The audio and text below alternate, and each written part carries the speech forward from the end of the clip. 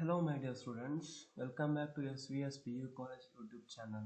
This is Sachin Kumar, lecturer from Department of Economics, SVSPU College, Bantwala. Today we are going to start a new chapter, which is third chapter. Under that, we are going to study about presentation of data. Okay, now we have studied about collection of data and organization of data. Now it's time to study about presentation of data. How do we present the data? There will be different formats in presentation of data.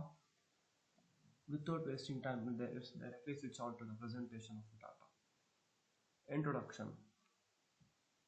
Before going to introduction, I wanted to say one thing that in the second chapter, last portion is remaining. As I know that I did not forget it. In the if college reopens soon, so that I can make such classes there itself, or else in the future classes I will do that also. Now, introduction. Usually data collected and organized will be large in quantity. As we all know that data collected and organized will be large in quantity. It will be not in small in size, it will be large in size.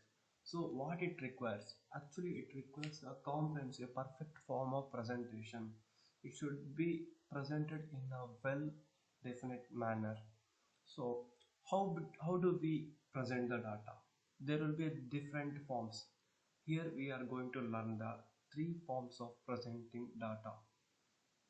What the three forms of data will help, what the presenting in three forms of data will help us. They will make data more meaningful and appealing. It will be more meaningful after we presenting data in scientific manner. It will be more meaningful, and also you can easily catch it, or else it will be so clumsy. You can easily catch it. So what are the three forms of presenting data? We are going to study that. They are textual or descriptive presentation, tabular presentation, and diagrammatic presentation. There are three forms of presenting data. They are textual presentation of data, tabular presentation of data, diagrammatic presentation of data. So first one, what do you mean by textual presentation of data? Textual presentation of data, as it name says, it will be in text message or text email. Like it will be in text. In this method of data presentation, data are described within text. When the quantity of data is not too large, this method of data presentation is more suitable. So you have collected the data. In case if the data size is not too large, it is not too big, then you can go for this textual presentation of data. So I guess you have not understood what do you mean by textual presentation of data. In the example you will get understand. Example, you in your textbook they have given an example: use of mobiles in the colleges and schools. So they have conducted one investigation. In that they have given one example, that is prohibition of the use of mobiles in schools and colleges. As you all know, children are not serious about it. Still, children are not serious about it. In an inspection in the city on 23rd November 2012, one college was found with 90 mobiles. Here, focus on 90 mobiles, and another college with 125 mobiles, and another college with 302 mobiles. Here, you have the data that on 23rd November 2012 they did an inspection in schools and colleges. In that they found that various colleges students are bringing mobile phones to the colleges. Even they are not allowed to bring, still they are bringing the mobile phones. Here you have to focus on data. Here datas are presented in textual formats. They have not given in table, they have not given in diagrams, they have given in words, explained in words. It is called as textual presentation of data. Hope you understood. Next point. The second form of presenting data is tabular presentation of data. What do you mean by tabular presentation of data? Tabular means simply it means table. Presenting a data in the form of table. ಇಲ್ಲಿ ನಾವು table ಮುಖಾಂತರ ಡಾಟಾವನ್ನು present ಮಾಡ್ತಾ ಇದ್ದೇವೆ. Tabular ಅಂತ ನೆನಪಿಟ್ಕೊಳ್ಳಿ ಯಾವುದು table. Literally it means table. In tabular presentation of data, presentation are in the form of rows and columns. ಯಾವಾಗಲೂ tabular presentation of ಡಾಟಾದಲ್ಲಿ presentation ಯಾವ ಥರ ಇರುತ್ತೆ ಅಂದರೆ rows and columns. You know right what is rows and what is columns?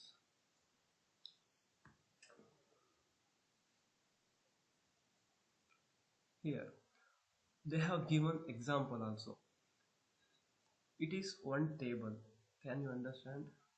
It is one table of explaining about life expectancy rate in India. What do you mean by life expectancy? It means ಎಷ್ಟು ವರ್ಷ ಜನ ಜೀವಿತಾವಧಿ ಅಂತ ಕನ್ನಡದಲ್ಲಿ ಏನು ಹೇಳ್ತೇವೆ, ಜೀವಿತಾವಧಿ ವರ್ಷ. ಸೊ ಅದನ್ನು ಯಾವ ಥರ ಹೇಳಿದ್ದಾರೆ ಅಂದರೆ they differentiated in male female. Normally 1981ನಲ್ಲಿ life expectancy of male is 54.1% and for female it is 54.7%. Here I made small mistake. Okay. In 2011 it is 63.9% for males and for females it was 66.9%. This is the life expectancy rate in India. Okay, this table is having 6 columns. 1, 2, 3, 4, 5, 6. We will not consider this total and this year rows. For your understanding, this is row. This is called rows and this is columns. Please note this, my dear students. This is basic. This is columns. So we will not consider this column here and this column. We will only consider these three.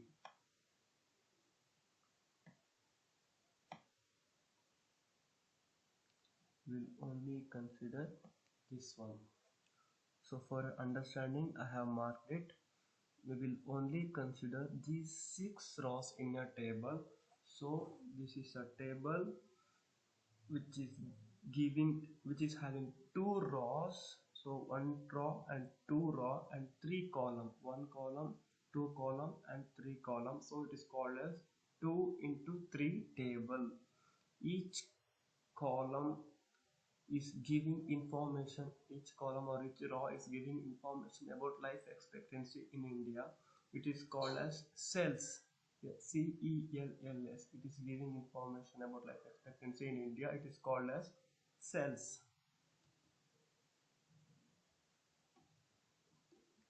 So there are 6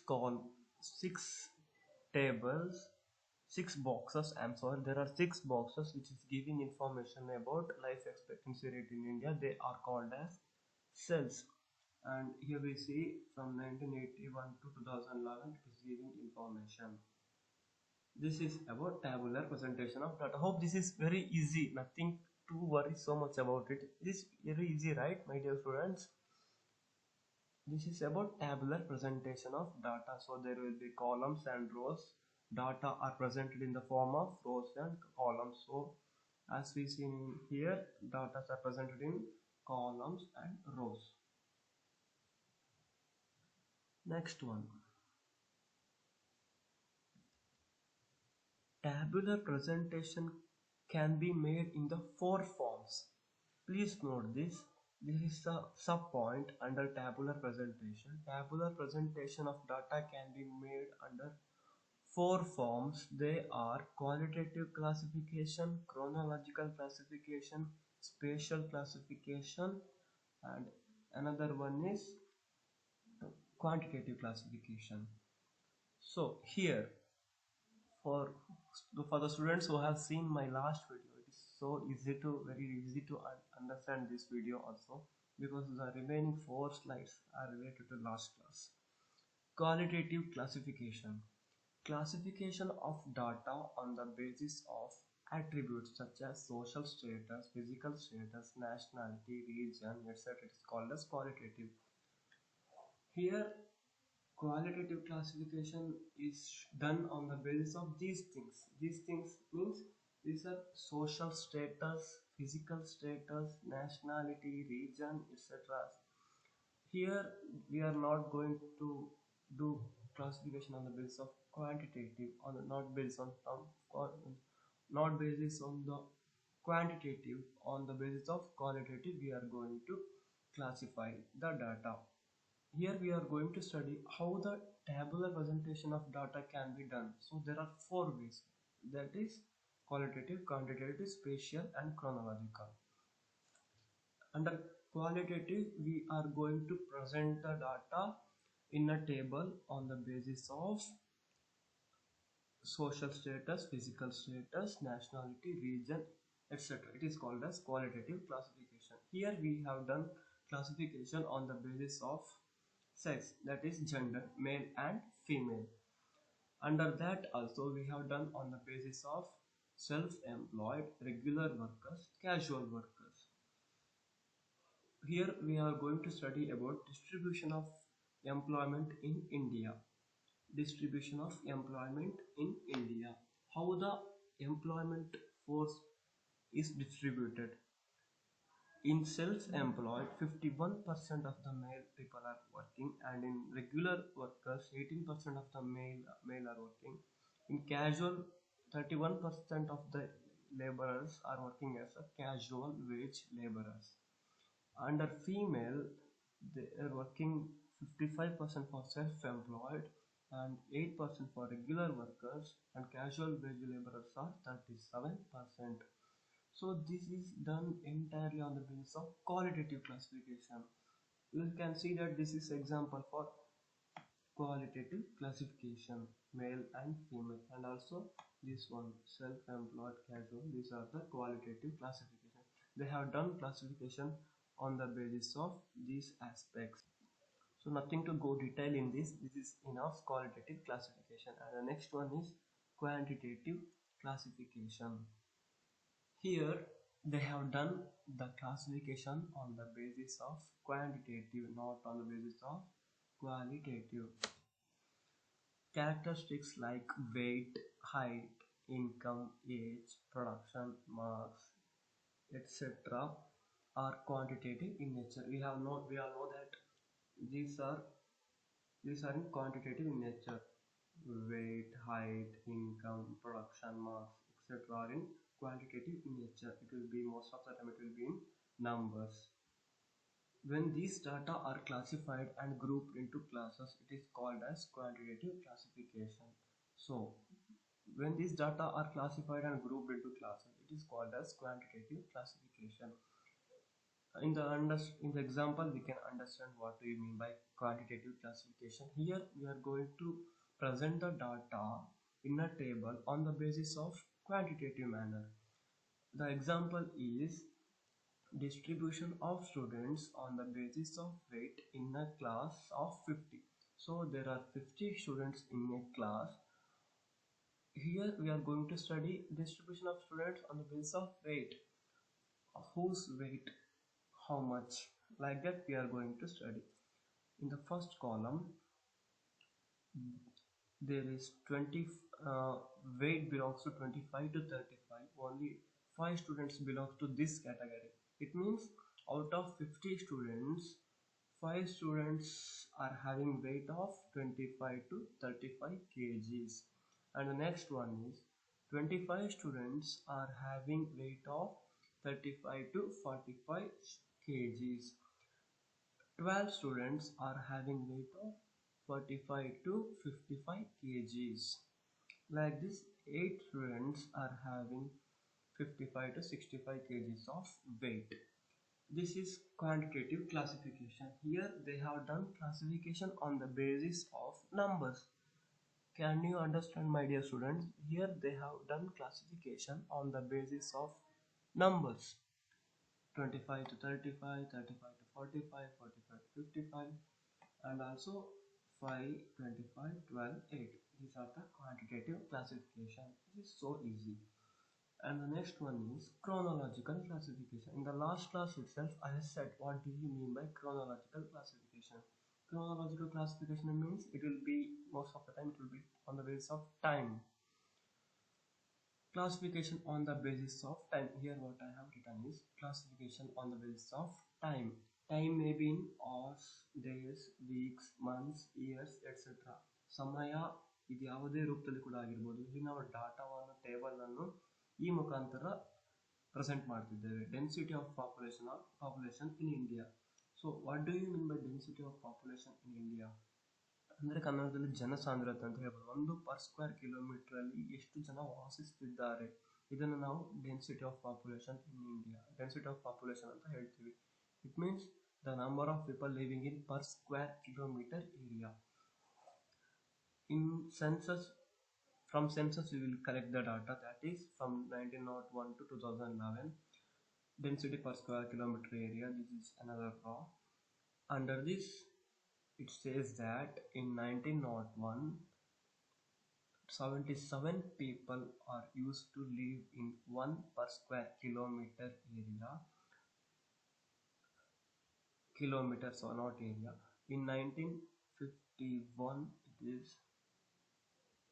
in 1951 it means 117 people used to stay in per square kilometer, and in 1971 177 people used to live in 1 per square kilometer, and in 1991 267, and 2011 it is 382.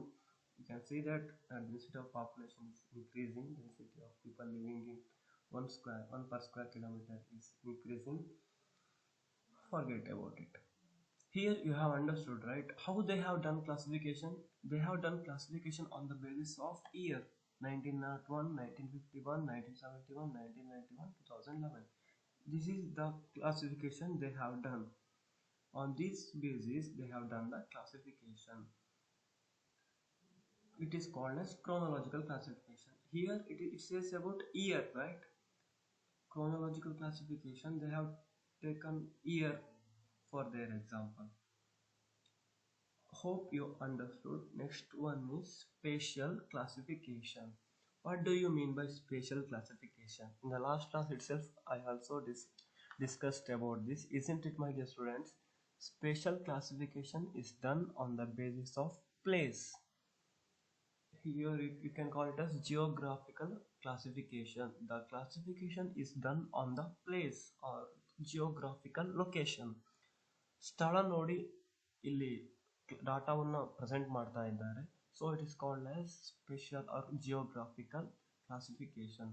The classification of data on the basis of geographical location such as countries, states, cities, districts, etc. is known as spatial classification. This meaning is very very important, and in the last class, in the last video also I said same meaning.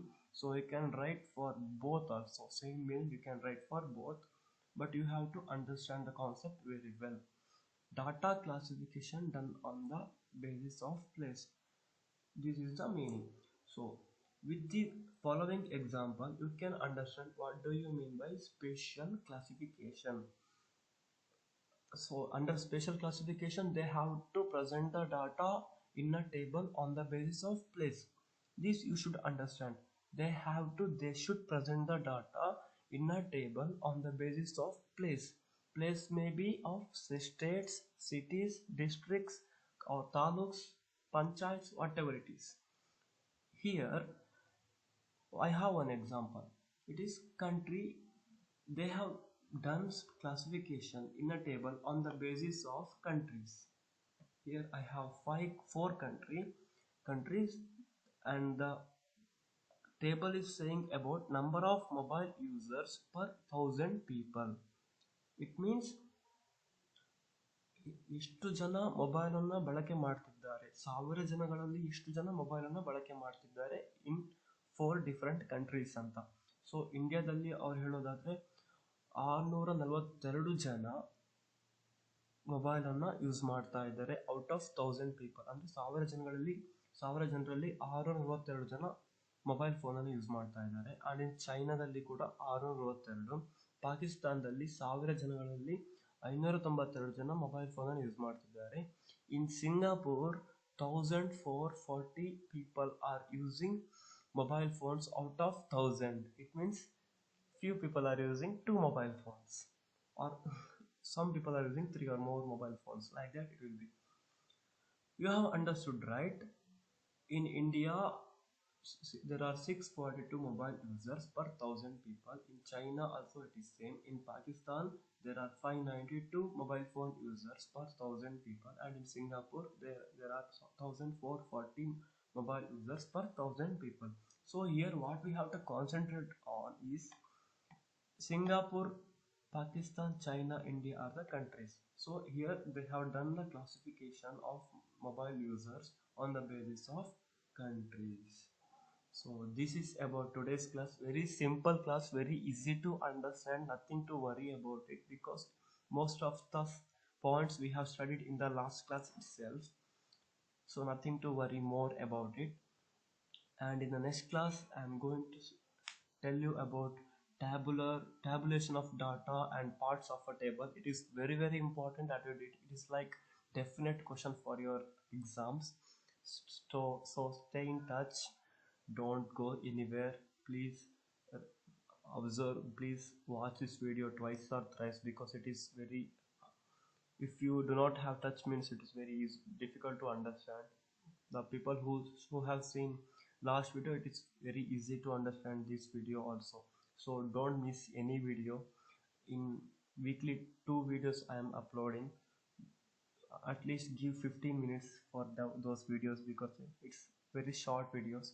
So thank you my dear students, see you in next class. Bye bye.